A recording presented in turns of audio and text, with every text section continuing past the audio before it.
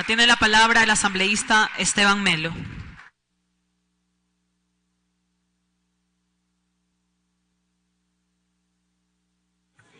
Muchísimas gracias, señora presidenta. Ecuatorianos y ecuatorianas que nos están viendo a través de los medios de comunicación. Yo he escuchado un conjunto de adjetivos respecto al desempeño económico del Ecuador. Y les quiero recordar que el Ecuador ha sido un ejemplo mundial de cómo se hacen las cosas bien. En este sentido, quiero hacer referencia a este proyecto de ley económico, en el cual hay un conjunto de contradicciones y en el cual voy a hablar de las contradicciones de cómo empezó todo esto. Primero, el nombre habla de fomento productivo. De productivo no tiene nada, es rentista. Habla de atracción de inversiones. Vamos a ver, y les voy a demostrar, que los elementos de manejo macroeconómico hacen precisamente todo lo contrario. Generación de empleo. Evidentemente, en un país donde la mano de obra pesa tanto sobre el capital y donde el motor del desarrollo económico ha sido el gasto público, es más que discutible. Quizás podríamos hablar de un posible equilibrio fiscal. Este proyecto de ley, ecuatorianos y ecuatorianas, simplemente sirve al liberalismo criollo, a pocas familias, a los grandes capitales, pero no a la pequeña y mediana empresa ecuatoriana, la cual genera entre el 60 y el 80% del empleo. El resto no lo generan las grandes empresas. ¿Qué es lo que tenemos nosotros en este proyecto de ley? ¿Y cómo se ha llegado a este punto? Se ha llegado a este punto gracias a que el gobierno nacional, el cual en ningún momento, durante un año, ha tenido una visión estratégica hacia dónde nos quería llevar, finalmente pues se muestra. Y muestra claramente cómo presenta un proyecto de ley, como decía, rentista. Todos los asambleístas, todos, absolutamente todos, han tenido dificultades incluso en la exposición aquí en el Pleno de la Asamblea Nacional. Y usted, presidenta, sabe que la gran mayoría han superado el tiempo límite de exposición, porque esta podría ser considerada una ley trole 3, porque toca distintas temáticas. Toca lo que tiene que ver con el SRI, con las aduanas, con el IES, con los servicios públicos. Llega a tocar incluso el tránsito. Yo me pregunto, asambleístas, en varias exposiciones han polemizado con el tributo que se tiene que pagar a las botellas de plástico. Eso se hizo para que esto no contamine, no para afectar al sector productivo, sino para modificar el comportamiento tanto de los productores como de los consumidores. Y si se quiere realizar el cambio ese, van a afectar a los recicladores, a la economía popular y solidaria. Por otro lado también, de lo que se ha estado hablando durante todo este tiempo, un compañero legislador, no recuerdo el nombre, habló de los impuestos especiales al tabaco y al alcohol. Por favor, pues eso se aplicó para procurar cambiar el patrón de comportamiento de los ecuatorianos, para que evitemos enfermedades luego que terminan dañando la vida de los ciudadanos ecuatorianos.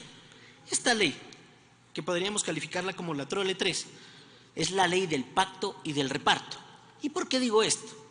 ¿Qué necesidad había por parte del gobierno nacional en pretender modificar la ley de reactivación económica, donde esta Asamblea Nacional señaló claramente que los servicios bancarios tenían que reducirse, el valor de los servicios bancarios?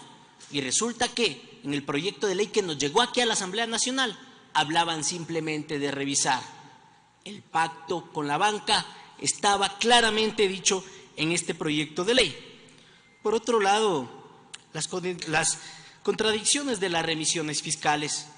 Varios asambleístas han dicho, ¿por qué en el 2015 eran buenos y actualmente no son tan buenos? Porque el impacto económico también es distinto. En este proyecto de ley se establece que la recaudación de la remisión sería a 1 año o 2 de plazo. ¿Cuál es el incremento en la recaudación, en la liquidez que se estaría dando? Les recuerdo, asambleístas y ecuatorianos, que lo que hicimos en el 2015 establecía plazos de 90 días, establecía plazos de hasta 60 días, 90 días para el 100% de la remisión y también 60 días para el 50% de la remisión. Tampoco entraban ahí pues los servicios básicos, tránsito, Oigan, no pagar los servicios básicos es afectar a todos, pues. Estamos hablando de agua, luz, por favor. De eso es de lo que estamos hablando. Pero voy a ajustar mi intervención debido a al poco tiempo que tenemos en algo que me preocupa especialmente, que es el ajuste de las reglas macrofiscales. Se pretende modificar el artículo 123 del Código de Planificación y Finanzas Públicas. Este artículo lo que hace es recoger, por un lado, lo que se ha establecido con respecto a los certificados de tesorería. Miren, asambleístas, esto lo único que hace es limitar la capacidad del Estado para financiarse, pero recogen un informe trucho, si me permiten, por parte de la Contraloría, solo una parte, que era la que hacía referencia a los certificados de tesorería, pero no recoge luego las preventas petroleras, que dicho sea de paso, no es que el Ecuador recibió el dinero de una, no, sino que se garantizó mercado para poderlo vender. Y esa es la realidad. Lo que hemos hecho es garantizar mercado y se vende al precio del día en el que se vende esa venta petrolera. Por otro lado, limita y prohíbe al Banco Central poder comprar tributos y obligaciones. Limita también el rango de inversión del BIES. ¿Saben qué significa eso? Que nos podemos encontrar con la paradoja grave, absolutamente grave, en la que teniendo recursos de un lado no podemos emplearlos en el país y tengamos que ir a buscar financiamiento fuera, mucho más caro y en peores condiciones. Eso es lo que le está haciendo este proyecto de ley al país. Siempre y pretenden que se establezca para siempre un superávit en el déficit, un superávit primario. Lo que hace es que no haya inversión y que simplemente el déficit se limite al pago de deuda, es decir, a garantizar la deuda, a volver a los fonditos, a que nuestra deuda termine valiendo un 120% como ocurría antes, pero que termine resultando extremadamente caro. ¿Saben cuál es el ajuste de establecer esta regla macroeconómica fiscal? Son 1.967 millones. Es lo que está codificado en el presupuesto general del Estado del año 2018. Pueden generar un shock económico brutal, porque establecen ahí un plan de estabilización fiscal de 3 años, asambleístas. Establecen que el financiamiento para el 2018 que aprobó esta asamblea sea legal, es decir, quieren legalizar ese informe trucho de la Contraloría que tanto daño le ha hecho al Ecuador. Y aquí les quiero mostrar algo. Miren, esta es la economía ecuatoriana. Lenín Moreno la recibió con una tasa de crecimiento del 3%. Es decir, la economía iba bien, después de un año 2015 y 2016 donde hubo un shock. Resulta que, gracias a ese informe trucho, lo que termina pasando es que hay un proceso de desacoplamiento en la economía ecuatoriana. En la gráfica ustedes pueden ver cómo, a niveles de precio del petróleo alto, el riesgo país bajaba. Y esa era la constante. Ahora, gracias a ese informe trucho de la propia Contraloría, lo que tenemos es que por primera vez en la historia, lo que termina pasando es que se incrementa el precio del petróleo y se incrementa también el riesgo país, por lo que la deuda ecuatoriana termina siendo mucho más cara. Me preocupan otras cosas. Me preocupa, por ejemplo, la seguridad de todos los ecuatorianos, porque se establece que la policía tendrá un bono de retiro, si es el retiro obligatorio voluntario. Y esto tiene dos efectos. Un efecto es que se va a reducir el número de policías, pues. Y en este momento tenemos alertas fuertes en la frontera norte, donde han fallecido militares, periodistas, y hay población desplazada. Por otro lado, va a haber una mayor carga laboral para los señores policías. 48.000 efectivos tenemos en este momento, pero necesitamos para garantizar la seguridad más o menos el doble.